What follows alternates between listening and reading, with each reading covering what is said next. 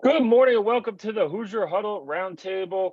We're here with Alex Compton, Matt Weaver at Peaks.com, TJ Inman, and myself, Sammy Jacobs. We're here to talk about Indiana's early signing period haul. They signed 16 players, 3 transfers, 13 players out of high school. It wasn't as bad as we all thought it was going to be. There were some guys that at least I didn't think were on the radar that they landed that looked pretty impressive. And then, of course, there's still more work to do. We welcome in Matt Weaver of Peaks.com. Matt, what were your overall thoughts of yesterday? Well, I mean, overall, I thought it like you said, it was a little bit better than expected. They added some guys late on signing day, a couple that I kind of knew about, but then a couple that were a little bit of a surprise. So they were legit guys. So obviously you didn't get a quarterback, and there's still a number of holes to be filled. But considering my thoughts when I went to bed Tuesday night, it was definitely a pleasant surprise. Excuse me, a pleasant surprise how they finished up Wednesday on signing day. What was the biggest surprise to you? Was it to Darius or the is it Jameer Johnson out of from Texas? Those two were kind of off the radar for me. Ladarius Collins or Tadarius Collins, a four-star guy, and then Jameer Johnson, the corner out of Texas. Were those the two guys that kind of made yesterday a little bit better than what was expected? Yeah, Tadarius is a guy that they've been recruiting for a while, all the way back. He visited in June, and he came out last month with his top 6, and IU was in it. So I knew they had a chance. I was kind of surprised that they got back involved with him late. I thought maybe he had kind of moved on to like Auburn, Baylor, Texas. I knew a couple days ago that he was in, but it was real top secret. Like they didn't want it out because I think they were scared that if other schools got wind of it, that they might lose him. So he wasn't as big of a surprise to me. Andre Carter was a surprise just because Ole Miss. I know Kansas was after him hard. I think Auburn was after him. And, he's only a 1-year guy, but this is a guy that could come in and be a real impact player in his one season. He's, at the MAC level, he was really pretty dominant. Jameer Johnson, I mean, obviously they brought him in for a visit, but I really hadn't gotten word that he was going to be in the class. So he was a bit of a surprise. Max Lama was a little bit of a surprise just because I wasn't sure if he was going to be in the class or not. Not total shocks because obviously they had him visit. But I would say those were probably the 2 or 3 biggest surprises. Collins, not as much, just because, I mean, if you had asked me 2 weeks ago if I thought Tadarius Collins was in this class, I would have said probably not. But when things went sideways with A.J. Thomas, I think they really kind of turned it up on Tadarius Collins. And he was a take no matter what. Even if they got A.J. Thomas, he was a take because he's that good. But I just thought he had kind of maybe was going to stay down in his neck of the woods and go to one of the schools down there. And for them to pull him in on the last minute, especially considering how poor the season went the last 2 seasons, to me, it shows the recruiting chops of this staff that they still can go out and get some guys. Yeah, I think that's one of the big themes yesterday is, for how doom and gloom it seemed. And obviously the last 2 years have been pretty poor on the field. I still think, people are buying what they're selling, for lack of a better term. So good to see, interesting to see. Amari Farrell, for me, signing, I think that was kind of the biggest surprise. A guy out of Florida, pretty highly, productive, highly rated. To me, the whole time felt like he committed to IU early, kind of just to get more eyes on him. So people would say, oh, look at this Big Ten commit. Any, surprise on that end that they were able to keep him after, being committed for multiple months? That's a good question. I mean, I guess when you do this and you see guys commit, you just kind of, I shouldn't say you expect them to stay committed, but you're right. A lot of times guys like that who commit early before they have a ton of offers, and he had a great season down there, for a really good program. That's a program that sent guys to Penn State, obviously to Indiana. It's a really good program there at Columbia High School in Lake City. I think it's one of those deals that I messaged with his coach, or not his head coach, one of the coaches on the staff during the season to get stats.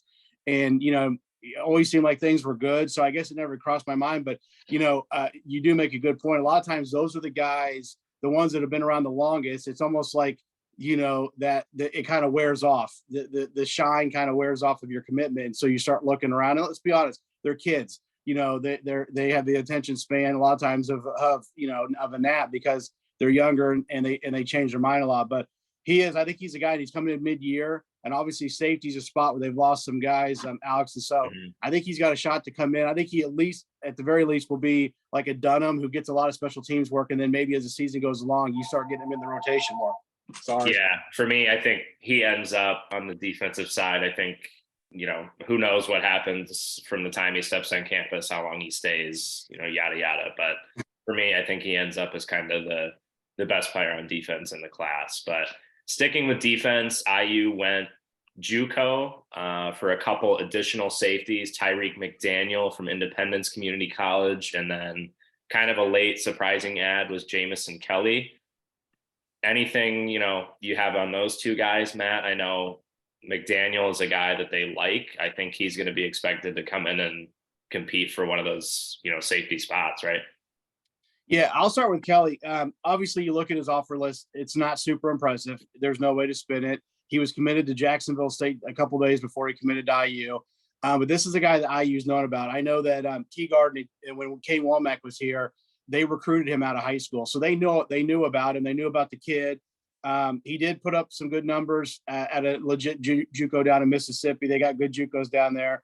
So he's a guy. I think he's a rotational guy. I don't know if and I know as a JUCO, you're thinking we should start. Well, you're just looking for depth. I mean, they need to add bodies at safety, at corner, at a number of positions, obviously, but definitely at those two. So he's a depth piece, special teams guy. That's what you're hoping. I think you're getting out of him, and then get him in there and get him some snaps. McDaniel, I like. I think I think a lot of times now with the portal, JUCO guys are getting pushed down. So a guy like this probably gets some. Maybe some, ACC offers, maybe not huge ones or some Big 12 offers, few Big 10. But I think with the portal, some of these guys are getting pushed down. I'm not trying to gloss them over, but it's just a fact. JUCO guys are going to get pushed down. High school guys are getting pushed down. The portal's taken over. There's schools that aren't even taking high school commits anymore. So there's a lot of players out there that before, would have a ton of opportunities. They don't have as many. And I think this is one of them. I think this is a guy that can come in and obviously be in the mix right away to be a starter and get a lot of snaps on at the safety spot. Yeah. And then TJ, sticking with defense here. What are your thoughts on the class? The late Jordan Shaw flip seemed like there was a lot of smoke there. Turned out to land him and sign him. Thoughts on the class on defense, and what do you think IU still needs here, TJ? You mentioned Jordan Shaw. I think he's an exciting addition. Number one, with his length and speed at corner. That is something Tom Allen mentioned yesterday, was wanting to get more length in the secondary, which I think is a very good idea. And Jordan Shaw is going to bring that, some explosive athleticism as well. I think that there's a legitimate chance that he works his way into special teams return units, whether that's punt return or maybe a secondary kick returner pairing up with Jalen Lucas. He's got that kind of speed. He's the third guy that they added from California, which is a bit of an interesting wrinkle now that USC and UCLA are joining the Big Ten. I think it's a defensive class that reloads in the secondary with a good mix of experienced guys coming over from JUCOs, and then guys incoming like Farrell and Shaw. On the defensive line, Andre Carter, certainly a really good ad. I know that they're still hoping to be able to get Blitty from Texas Tech. I don't know if there have been any, recent developments with him, but that would be another guy that you would plug in right away into your defensive line rotation. So I think they had to get a number of guys that can play right away on the defensive side, and they did. As far as needs, defensively, I look at linebacker still. If you include Matt Holt as well as, the returning linebackers, yes, you get Casey back, and that's a really big deal, but you're looking at most 4 linebackers that you've got right now with Turner and Isaiah Jones as well. So they definitely need additional linebackers. Matt, what are your thoughts on kind of additional needs that are needed on the defensive side of the ball? And then I guess we can start to look at the elephant in the room, which is the quarterback position. Yeah, I mean, you're right. Linebacker is definitely a big need. It's one of their biggest needs. They really tried to get Terry Kirksey out of Hutchinson JUCO. He ended up going to Kansas State. I had heard, which is another it was kind of top secret. I heard that they brought him in Sunday right before the dead period. It was like basically a 1-day visit. He would have been a good get. I think Bull, you've only got 2 Bulls right now. You've got Miles Jackson and now Tadarius Collins. You really need 4 to 5 there. So you're going to have to try to get a couple of guys. I know they offered a guy out of Wyoming. I'm going to butcher this name. Wasie Omotoshi. He's Close in the enough. portal. Yeah, I probably Yeah. butchered. Yeah. That'd probably get you a lot of points in Scrabble. I think he's going to visit in early January. He seems pretty interested. So they offered him right after I had heard that Booker was going to Kansas. So I think he kind of looks like the replacement for Austin Booker. I think they still need some more DBs. I mean, they added a couple safeties and a corner. They probably need corners a spot where they need some guys. That's one of their biggest need spots. The freshmen they brought in, they like, but they're not ready to play. Not heavy minutes. They need a gap. They need some guys to bridge the gap. Jameer Johnson does that. Obviously, you got Brian Lanier coming back, but they probably need another guy or 2 there. Probably need another defensive end. And then AJ mentioned Philip Bladai. I had heard that he was a possible ad yesterday. Obviously, it didn't turn out that way. My guess is he got some late offers. He's going to take his recruitment into January, but I think they still have a shot there. And they also offered a guy from Texas Tech. I can't remember his name, but he was a DB. He got an offer yesterday. So, maybe if they can get one, they can maybe pull off kind of the double deal there. But yeah, there's still really almost every position on the defense. There's still some need for some more guys, and they've got a lot of spots left. They still got about 15 roster spots to fill. Yeah, I think you look at the defense, I think you need to add at every position. So I think was talking with some people yesterday where are the new offensive linemen? There's a lot of scholarships already allocated to the offensive line. Mm-hmm. If you look at IU's roster. So Widgeonton hit the portal yesterday. You replace him with Longman. I think that's a good swap probably for both parties. But I'm more concerned about the defensive line at this point. Obviously, we have a lot of time from now until September, but when you look at the offensive line versus the defensive line, I'm much more concerned about going into next year again with a lack of pass rush from your defensive line. And I think Collins is good. I think losing Richard Thomas to the portal really stinks, but I think, again, you're looking at a roster that's not going to be able to generate pass rush with the defensive line. So, yeah, I think moving forward, you got to get Paul Randolph, the new defensive line coach. You got to get active in this portal, and you got to get guys. Obviously, the D tackle from Texas Tech, that's probably the connection there, right? With him in there. So, but yeah, I think it's a huge miss if you don't add on the defensive line as well as some of these other spots. So, talking about the lines, TJ added 3 offensive linemen yesterday. You get Tyler Bubba Jeffries, or 4, I guess. William Larkins, who's been probably the biggest IU football fan I've ever seen on Twitter. And then you add Austin Barrett out of my area out here in the western suburbs of Chicago. So talk about the O-line, TJ, what we brought in, what we're looking at next year, and then, is there room or even need, I guess, to add more guys on that offensive line?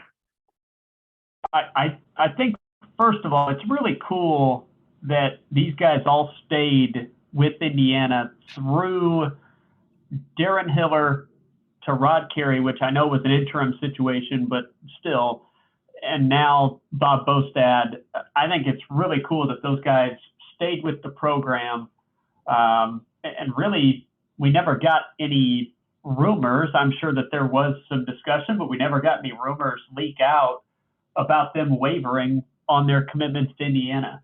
I think that's really cool. And you kept really all of the offensive linemen that you were going to be interested in keeping in your program.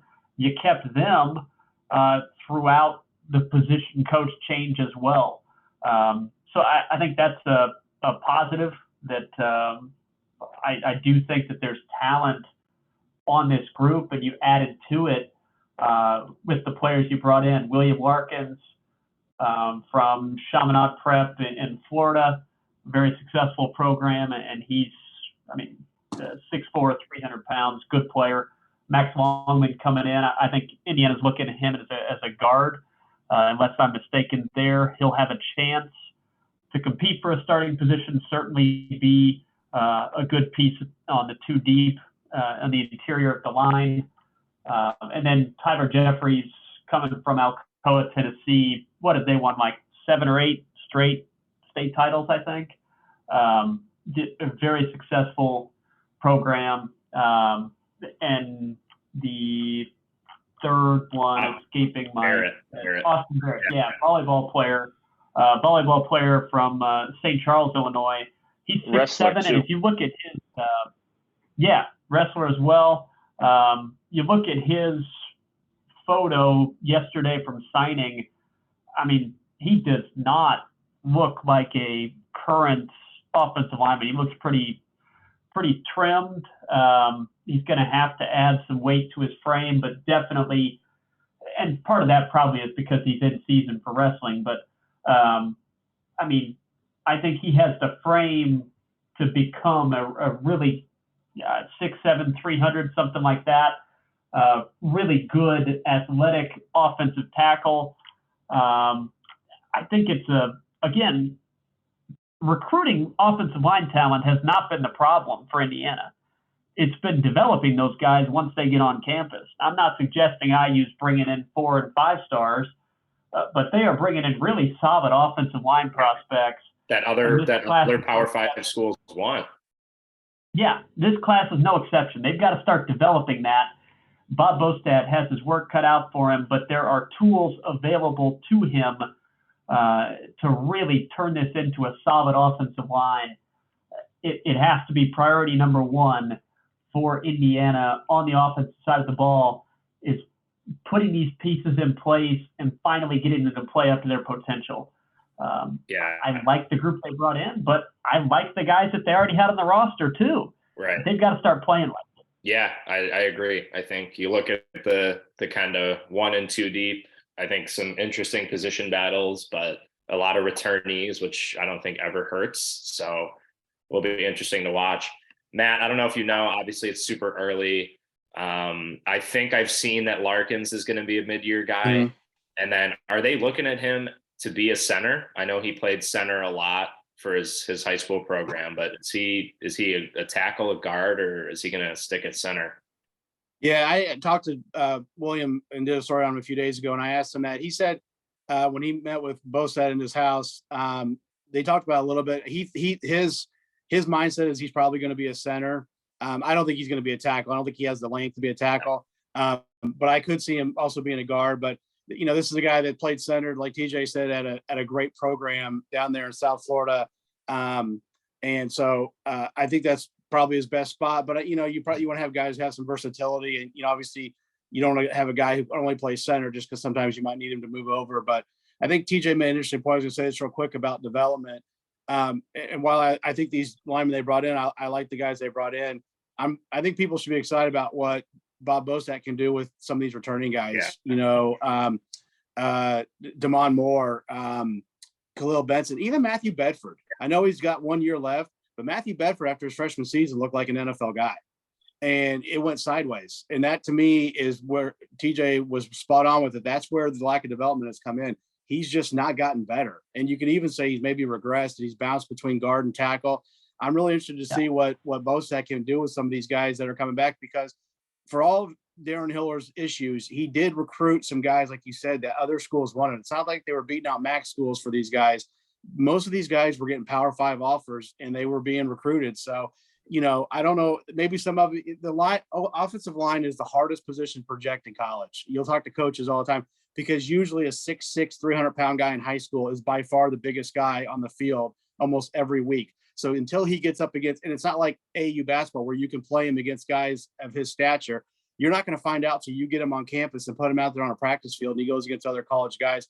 How good is he really? It's really hard to project offensive linemen because they're just so much bigger and stronger than everybody else in high school. So it'll be interesting to see the development. I think that position, I mean, obviously this is not a stretch. It'd be the most improved position, in my opinion, on the roster next year, because I think the coaching upgrade you've made is pretty significant.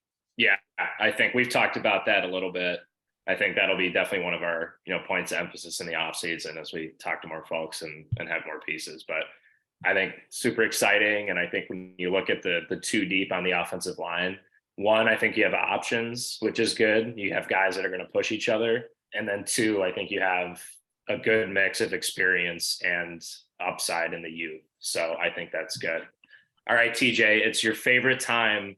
Right now, we're looking at a Brock Lowry and Brendan Sorsby QB battle to open against Ohio State.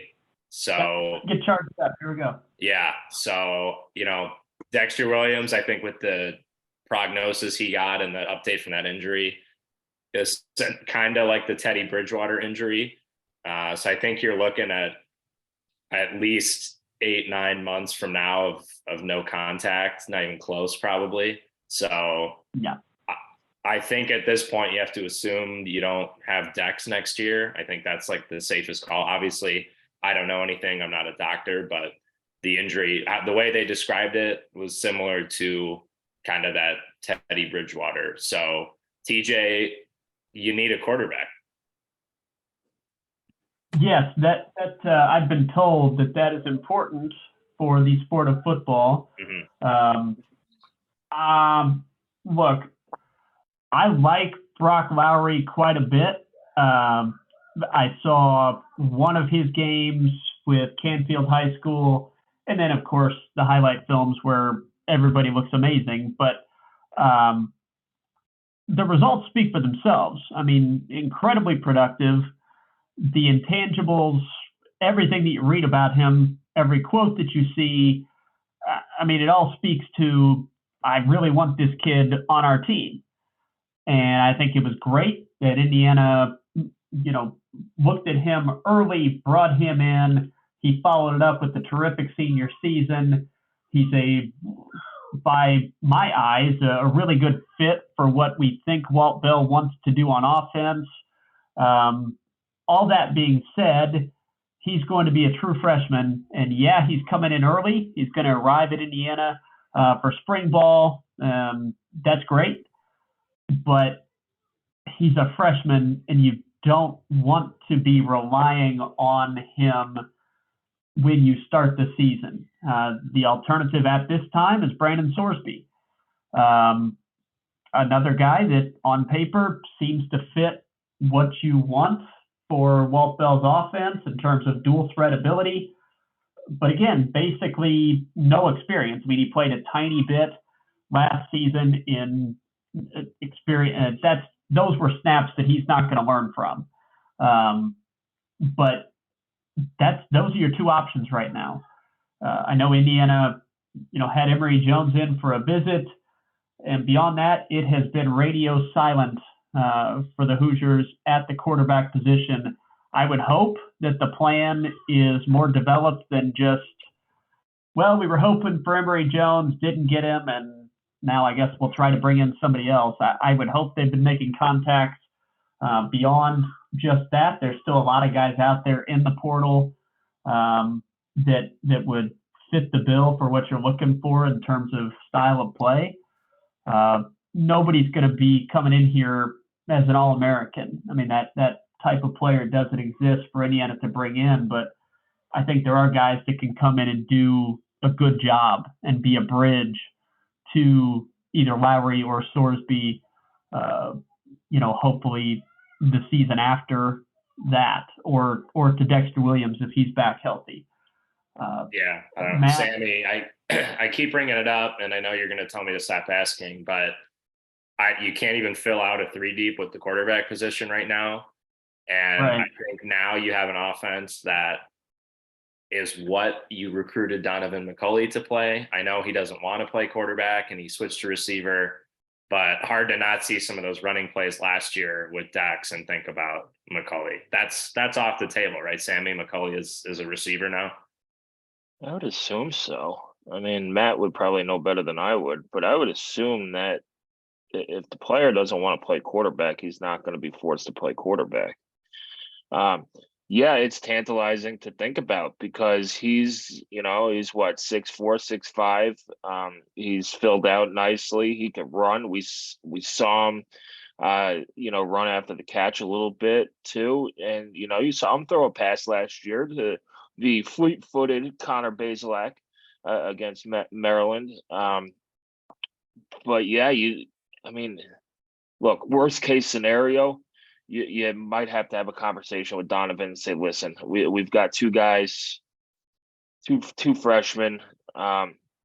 We might need you to play quarterback. I don't know if you do that in the spring or in the summer, but you can't go in.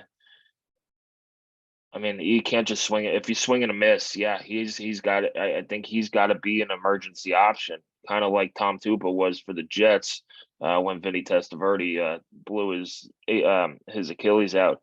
But Matt would know better than I do. I don't see, if the kid doesn't want to play quarterback and he has to move to receiver, I just don't see him going back to quarterback. What do you think, Matt? Well, if you don't get a quarterback between January 4th and January 9th, you have that conversation with Donovan on January 10th. I mean, you're not waiting to spring ball. You're going to have to tell him January 10th, listen, you might have to go back to QB because we got two guys. And, TJ touched on Brock and, IU's got a couple of guys. I mean, obviously Brendan Sorsby struggled in that game against Penn State, but he was basically a human pinata, back there. They have guys where if you had Penn State or Ohio State or Michigan talent, where to me, it's kind of like Brock Purdy with the 49ers. All he has to do is hand the ball off and make some simple throws. I mean, everybody's raving about him. He's played well, but he doesn't have to do a whole lot. If you put him on a team like my Colts, he looks like crap because they're terrible. He's on a team where they got great defense and they got great skill guys, and he's just got to manage the game. At Indiana, the quarterback's going to have to be a playmaker next year. I mean, bottom line, like what you saw from Dexter Williams against Michigan State, and what you saw for almost a quarter against Purdue when the offense really looked pretty good, at least running the ball. They need a guy who can be a playmaker. And I think it's a lot to ask these guys to be a playmaker when they they have not played hardly at all in college football.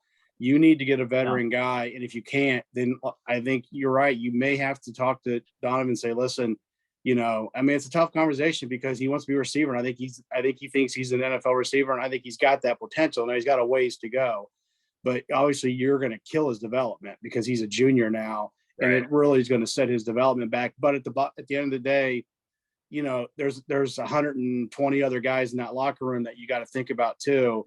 It's a tough deal. My guess is they'll get somebody. I mean, I'm just going through looking at our list of portal. I mean, there's a lot of guys in the portal at quarterback. The problem with IU, and I mean, it's kind of the elephant in the room, is can you come up with the funds in NIL to entice a guy to come? I don't know that's why they lost Emory Jones. I mean, it could be. And as far as TJ's question, I think there's other guys out there. This has just been an incredibly CIA type operation to get a quarterback. I don't really understand it. I mean, I know there's people in the program who don't know what's going on at quarterback. I mean, there's people on the staff who don't know what's going on at quarterback. So it's just been really secretive, but I think you'll see some more guys even popping in the portal after these bowl games. And I think there'll be somebody. Is it going to be somebody who can be a difference maker? We'll wait and see. I think you can get somebody who's definitely an upgrade over what you brought in last year, Connor Bazelak. And nothing against Bazelak. He was just a poor fit at Indiana. It was a square peg, round hole kind of fit. And I think Indiana forced it. I think they took a guy to take a guy, and I think it backfired on him because they didn't have the line to protect him, and they just didn't have the talent around him to make him, be able to play his capability. So hopefully they'll get a better fit, more of a Dexter Williams, Donovan McCulley type.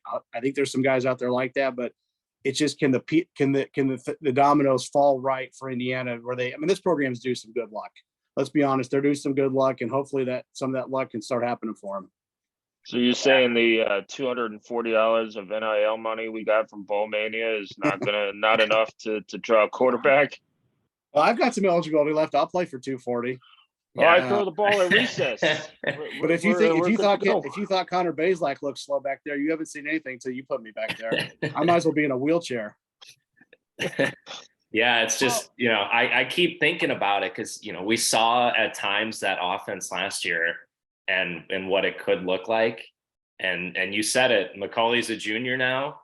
And for how highly recruited he was and for how exciting it was to get him, he's halfway through and what has he done? Mhm. And I get switching positions and playing right away. And I know they wanted to redshirt him his freshman year, but he's halfway through now and you're going, this is it kind of. There's been a lot of quarterbacks who have had successful careers in the NFL at wide receiver. You look at Cordell Stewart, Julian Edelman, Antoine Randall L. There's, Donovan's a great athlete, and that's something you can't teach. You could always teach a great athlete to play receiver or to play quarterback. You can't teach somebody to be a great athlete. TJ, you wanted to say something. I mean, looking at the names that are out there, we're not going to go through the whole list. We have no clue who Indiana's been contacting or anything. But Matt, in your opinion, while everything has been secretive, you don't know any names, any of that, do you think that Indiana, whether it's just Walt Bell or Walt Bell and Tom Allen, do you think that they do have a plan in place for the next couple of weeks for that position? Well, I mean, I can't sit here and say I 100% I know that, but I'd be shocked if they didn't. And if they don't, then quite honestly, they shouldn't be doing what they're doing because you need to have a plan in place. Like I said, there's a ton of guys. I mean, if you go by Twitter, and I know people say, well, he's following him. Walt Bell's followed basically every single guy that's gone into the portal, whether he's on offense or defense over the last few weeks. But he is following a number of quarterbacks. And so that's kind of your first place to try to find some clues. It'll be interesting. Do they target one guy? I mean, you hope you don't put your eggs in one basket. Last year they didn't. They went after Zach Calzada. They went after Emory Jones. They went after obviously Bazelak. So I would assume that they'll bring in, I thought Alan's comment yesterday about that first week in January, that he said, we brought in some guys last year. This year, I think we're going to bring in a lot. I thought that was interesting how he basically made it sound like they're going to bring a bunch of guys in, and they've got to, and they've really got to get quarterbacks in. I mean, they've got to get somebody. I know we've beaten this to death, but there's guys out there and there's got to be somebody. Even if you have to go down a level, there's talented guys at the FCS who got looked over, who could come in and be a bridge for a year. A guy who can give you some running and throwing ability, but you're going to have to find somebody. And I would be shocked if they don't have a plan. I just don't know what the plan is. I wish I did. And I know there's other people who wish they did, but it's just, they're kind of running a top secret operation right now. Yeah. It's interesting. Yeah. Go ahead, TJ. One guy while we're on offense here, we'll pivot a little bit. I wanted to ask you about, it appears he's maybe going to play offense, but a unique player, Orlando Greenlow, athlete from, again, California, 6'5", 205, 210, depending on where you look. I thought it was interesting that Tom Allen mentioned tight end potentially for him yesterday. He could be a guy you see as a pass rusher. I mean, his defensive numbers were impressive from high school. Receiver, maybe. I personally don't see the quickness there to be a difference maker at receiver, despite his height. So tight end was a comment that I hadn't really thought about until I heard Tom Allen say it, and it jumps out to me. What do you think Orlando Greenlow might be able to add to the Indiana program? Yeah, I listed him. I kept him as a receiver. I originally had him as an athlete. I don't think he'll be a receiver.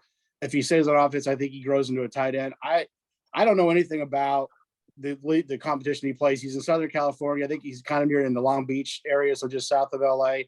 But 81 tackles, 19 tackles for loss, 17 sacks, 15 QB hurries. If those are all accurate, I'm assuming they are. Alex talked about it. You need pass rushers. And this guy could be, I'm not saying he's going to be a Deshaun, but he's got physically the same kind of length, the same kind of traits. To me, you know, I know you need more weapons on offense. I play this guy on defense. I put him at bull, or maybe he grows into a DN, but I make him an edge guy, and get him on defense, get that length on defense. And I'm with TJ. I don't know that he has the short area quickness, you know, to really get open. I mean, if he plays offensive receiver, my guess is the guy where you just run him down the field and throw the ball up to him. And to me, that's excuse me, that's kind of a waste. So I would lean defense with him. I mean, I've not seen him in person, obviously, and there's highlights out there, but his numbers on defense are really, really impressive. And if he's playing against legit competition, you know, he's a guy I think could come in and maybe get in the mix at the bull position. It may take a little bit of time, but I would rather have him there than at tight end if it was up to me. Yeah, I don't want to say you have too many guys at tight end or too many scholarships at tight end, but you know, you bring in Sam West, another played quarterback, you bring in another guy.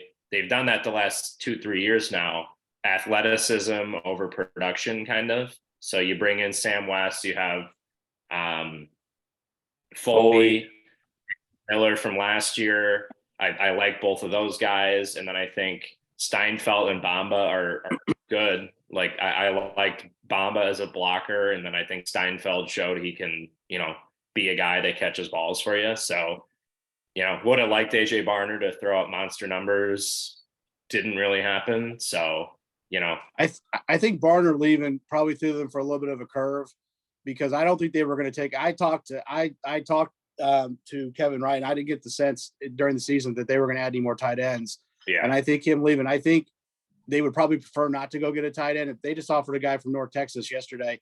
But I think your problem is you got Bamba and Steinfeld, and that's it as far as guys who have played. Right. And you're going to play. It's a position where guys get banged up, and you're going to play 3 or 4. And I think they're probably nervous about playing Miller or Foley next year, significant snaps. So they're probably looking for a bridge guy, and that's where the portal hurts you. Yeah. I mean, it can cause you to have to go get guys when you really need to use that scholarship for somebody else or for another position. So I agree with Alex. They've got a lot of numbers there. I just think they're kind of in a bad spot because they've got 2 guys who have played and then nobody else, and they need a third guy. Ideally, you don't have to do that, but they may have to if they don't feel like, you know, Foley. And maybe you wait till after spring ball. Maybe you go through spring and see if those guys have improved enough where you can trust them to play 20, 25 snaps a game. And if not, maybe you try to go out and get that tight end who can kind of be a bridge guy. Yeah. Can IU go ahead. oversign, Matt? Isn't that the rules now? With there always was a rule that you could actually the oversign rule used to be 28. You could take 25 guys, you could oversign by 3. And a lot of times teams did that because the mid-year guys from the year before, how was it? Or you could count them back. So like mid-year guys would always count to the class before if there was openings. So you had 3 openings. So you would count guys back. Now there's no limit on class sizes. I mean, you can basically sign now whatever you want. The other oversign rule was you could be over your 85, but you had to be down to 85. I think it was June 1st. I can't remember. It was sometime in the summer. After spring ball, you had to be back down to 85. So I think that rule's still in place, but I don't know. With portal, it's just changed everything. The rules, and it's so hard to keep up. But I would assume you could probably be oversigned in the summertime. But then if you're there, you got to figure something out. Some guys either got to go to walk-ons or somebody's got to leave or something. And I think a lot of times teams did that because you would know. So there might be guys who are academic right on the fence, and you may not find out till May that they're not going to make it, or, you know, because that's when a lot of high schools get out, and you would find out then. And so I think teams would oversign thinking, okay, this guy's probably not going to make it. You know, and so we'll be okay. But, you know, right now they got to worry about getting 15 out. If they can oversign, that'd be great. I'm worried about them finishing out the 85-man roster. Yeah. And then, it's, you know, I think there will be more guys that hit the portal. So I'm telling people, you know, obviously it doesn't look great right now. I think you have some intriguing guys on the roster, either coming back or coming in, but still a lot of time from now until September. There's going to be more movement. I think you do add a quarterback, but don't want to not talk about, there's 2 guys we have not talked about. Derek Bowler, wide receiver out of Miami down there, bringing him in the 2023 class as a freshman. Kind of a late ad. I feel like that one kind of flew under the radar, or at least for me, but had a pretty good offer list. Seems pretty quick. Just quick thoughts on him, Matt. Well, this is an interesting story. So he visited. He made it like a Midwest tour back in June, and he visited IU. But IU was one of the times where they were at one of those mega camps off campus. So basically, there was no coaches around. Like there were some support or whatever guys around. And I remember talking to some people. They didn't think they had much of a chance just because his visit wasn't bad, but it wasn't as good as it could be. It was just an okay visit because the coaches weren't there, and so he couldn't hang out with anybody. And it looked like he was going to Auburn. Well, then Auburn fires Brian Harrison, and that kind of worked in IU's favor. I think if that doesn't happen, he signed with Auburn yesterday, not Indiana. But he's a guy that they've been recruiting. That's the KCT Garden area down there, that school. They've been recruiting him for a while. I think it's a good get. His numbers his senior year weren't super impressive. I don't know if maybe he was banged up or it's just the way their offense is. They don't throw the ball a bunch. But obviously, you look at his offer list, he had a lot of good offers. And I think this is a guy, receiver's a position where you got a few guys back, and then there's a lot of question marks behind Cam Camper and I'm trying to think of Emory Simmons. Yeah. After that, after those two guys, maybe one more, you got a lot of question marks. Donovan McCauley, obviously, if he's at receiver, and we assume he will be, there's a lot of chance for playing time. So I think he's a guy that could get in the mix. But it's kind of interesting because I kind of had written him off. And then he kind of just came back in. It's almost like Tadarius Collins. He kind of came back in here at the end. And that's why give the staff credit. You never stop recruiting. You keep those relationships. You keep talking to guys because you just never know what will happen. And both of these guys, two legit Power 5 players, were there for IU that you're probably kind of surprised how they get them after 2 bad seasons. And I think it's credit to this staff for doing that job of keeping them on the the burner, so to speak. Yeah, I think Collins one, especially when that one came through, that was super surprising to me. So really, really good stuff. And then TJ, is it, do you take a kicker or are you riding with a true freshman? Nico Radicic, that is probably not great, but Nico is what I'm going to call him. I'd ride with him. I would not spend a scholarship on a portal kicker.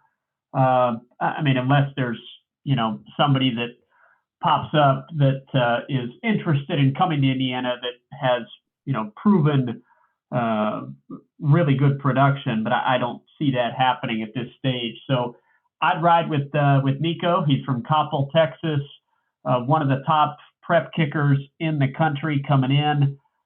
He's kicked in, pressure situations, high school football in Texas at a good high school program in Coppell, Texas.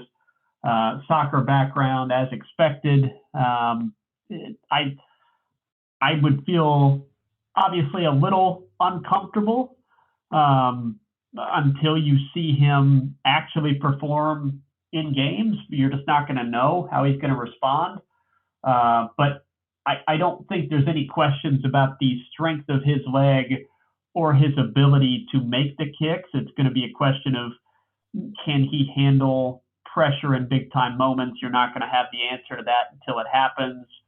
So I would, given the needs at the rest of the roster, I would ride with your freshman that you brought in here from Texas and give him a shot. If he completely flops, you do have some other options on the roster that could step in, and do an adequate job if needed. My hope is that Nico's going to be able to, handle kickoffs as well as the place kicking duties.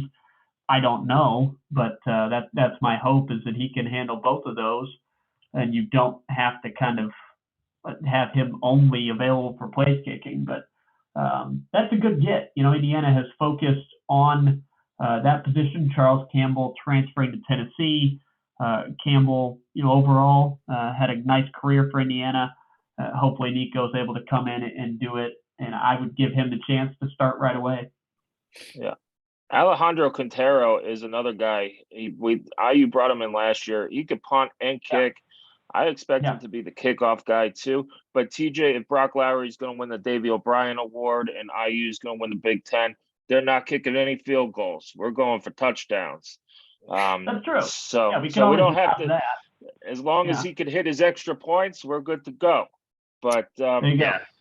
And then just briefly here, as we kind of wrap up, put a bow on this. One, thanks to Matt, as always. Appreciate your insight and your time, and always being a fan of our site. Always appreciate you. Matt, your overall thoughts, I guess, on yesterday, and then a two-parter. I don't feel like the mass exodus from IU's current roster to the portal happened, or it was as bad as I thought it was going to be. So is it safe to assume that if they haven't left, they're coming back?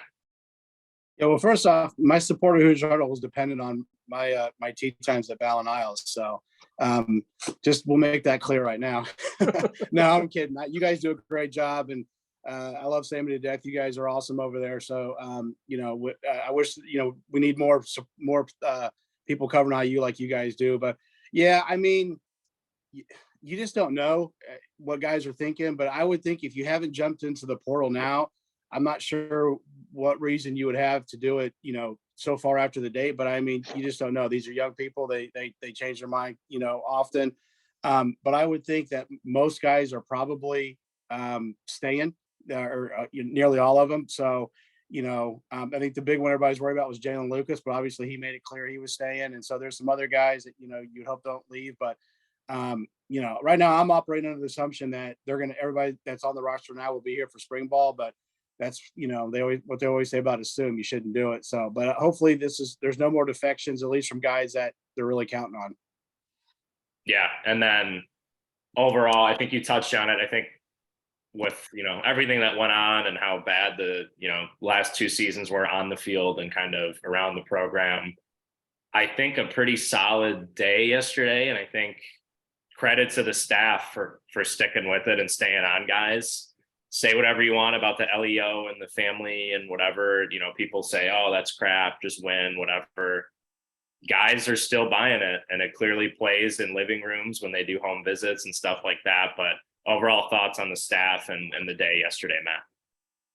Yeah, I agree. And one thing about recruiting real quick, the last few years with the early signing period, February has been actually pretty boring. And I think this year it's going to be somewhat intriguing for Indiana, because Alan talked about adding more high school guys and how February could be kind of a bigger day, because usually they sign maybe one or two guys, three. I mean, for me, it's been actually boring, which sometimes is kind of nice. As far as, yesterday, like I said, overall, when you compare it to past years, it's a bit of a downer, but compared to what I think a lot of people were feeling going into it, I think it was actually a positive day. And adding an Andre Carter, a Tadarius Collins, a Derek Bowler, a Jameer Johnson there at the end, I think that definitely was a nice finish. It could have been great if you could have got Terry Kirksey, could have got Austin Booker, but they still, overall, I thought they finished strong considering the momentum or lack thereof that was going into the day. So, hopefully, the staff can stay together. There's been too much staff turnover the last few years. They need some continuity, and then hopefully they can have a good spring. Guys can stay relatively healthy. They can get TJ that quarterback that he's looking for, and come out of spring and hopefully start to get this turned around. I mean, they've got an uphill climb, but there are still some pieces on this roster to work with, and there's an opportunity for this to get turned around. The schedule's brutal. I mean, thanks Fred Glass for Louisville again. It's a nice parting gift. But it is what it is. You got to play the games, go out there and try to get those 6 wins at least, and hopefully get back to a bowl game. Yeah. We'll never, it's cool. I'll be there. I'll be at the game in Indy, but I would rather play Akron and Indiana State 3 times, but whatever. DJ, overall thoughts on yesterday, the first wave, I think Alan called it, of signing day. Put a bow on this for our listeners.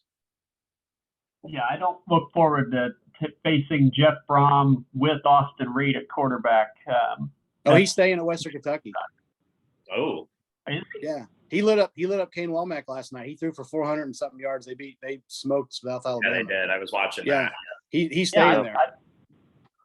Well, Jeff Brom will have to get somebody else to torture us, I guess. Well, I think that we've kind of hit the nail on the head here. Everything is based off of expectations, right? In sports, in life, whatever. And the expectation was that, given how the season went, back-to-back seasons, really, that you were going to have just a program completely bereft of talent with the transfer portal, and that we wouldn't be able to attract anybody. That didn't happen. There were certainly some guys that Indiana wanted to get that they didn't, and I think they'd like to have the quarterback position solved by now, and it's not. But you were never going to solve every problem yesterday. I think based off of what we were fearing and possibly expecting, so far, this kind of off season has gone about as well as you could have anticipated. You knew you were going to lose McCullough. Barner was a surprise. I think Chris Keys was a surprise. But really, you didn't have a mass exodus. You held on to Jalen Lucas, which is just a major boon heading into next season. That's going to be a centerpiece for your offense, really. And then you brought in a number of guys from the transfer portal and additions to your freshman class that were coveted by other major conference programs. So, and guys that fill needs on your roster. So I think for what Indiana has been able to do so far, it's gone about as well as you could have reasonably hoped. They've got a lot of work to do over the next couple of weeks to continue to patch up this roster and get it to as good of a shape as it can be going into spring football. I think we're going to see a lot of activity, a lot of swings, and hopefully some connections. There's going to be some misses as well. But, as Bill Self said, if you were only hearing yes, you're recruiting the wrong guys. So Indiana's going to hopefully bring in a lot more talent here over the next couple of weeks, guys that can continue to fill holes on the roster. I'm looking forward to that because it's additional, excitement and content and the Michael Scott meet. There's no question about it. I'm ready to be hurt again. I know that I'm going to talk myself into what this roster can be and convince myself that things are going to be great come next season. I always do it. I always fall for it. I will again. But I do think there's some legitimate, not just me being an idiot, some legitimate reasons for there to be some optimism at this time. Yeah, we'll see. And I think a lot of movement. I think that's the key. There's going to be a lot more movement until they kick off against Ohio State. Sammy, what's next for the site? What do we have to look forward to? Well, I want to touch on TJ's Michael Scott gif and quote you from Dodgeball. So I feel like I found that if you have a goal, that you might not reach it. But if you don't have one, then you are never disappointed. And I got to tell you, that feels phenomenal. So TJ, I'll see your Michael Scott gif and raise you the Dodgeball quote. What's next for the site? We have more of our postseason recaps by position. We've been going through position by position, player by player, going through what worked, what didn't work, and what's ahead, what they need for the 2023 season. We'll again have our signing day recap from Zach Green coming up in the next couple of days with quotes from Tom Allen. We'll try and get these prospects to come on, chat with us and things like that. We are finishing our Bowl Mania where Alex took the lead last night as I took South Alabama and he took Western Kentucky, which is dumb on my part. But we got a lot of fun stuff. And then, as always, it's the first, as Matt said, the first signing day of February in the last couple of years. That's going to be, more than one or two guys. And it's back to that, old National Signing Day hype. And then, we get into spring ball and hopefully we get to see some practices, get to talk to some people as well. I think that's an important. I know people got annoyed with that last year. I think it is very important that IU is transparent this year and has something for fans in the spring. You have to build this fan base, and you have to reward the people who come out every single week and things like that. And that's what spring ball is for. We'll see. We'll have updates on who's coming in, who's visiting. It's going to be the transfer visit window is January 4th to January 9th. And then I think the portal closes for entry on the 19th of January. So it'll be a, there's no off season anymore in college sports. And then, we'll see. Hopefully, IU gets hits some out of the park, and we have stuff to write about. We'll interact with fans as always, and we'll try not to rock the boat too much. So keep coming back. Subscribe to our YouTube channel, HoosierHuddle.com, and then find us on Twitter at Hoosier_Huddle. And then as we wrap up, finally here, Matt, thanks again for your time. Where can people find you? What do you have coming? What should people be on the lookout for? I don't know. What is my Twitter? Oh, at MB_Weaver. Obviously pigs.com. Be doing some review of the signing class. And then talking to, some guys that could be visitors in January, and then, any high school prospects that kind of emerged for Indiana for the February signing date. So, stuff like that. And then obviously as we get closer to spring ball, start doing some previews for spring ball. Yeah. And thanks so much for having me, guys. I really appreciate it. It was a blast. Yeah, thanks, if you're watching or listening this right now and you don't follow Matt on Twitter, fix that when you watch this. Fix that right now. Make sure you follow Matt. Always on it. Great resource for IU fans. So TJ, Sammy, Matt, thanks again for your time today. I think we went through a lot, just about everything, covered every guy in IU's first wave of the 2023 class. More to come, and as Sammy said, be sure to stay on HoosierHuddle.com for all the latest. Thanks again, guys. Happy holidays. Yeah, happy holidays.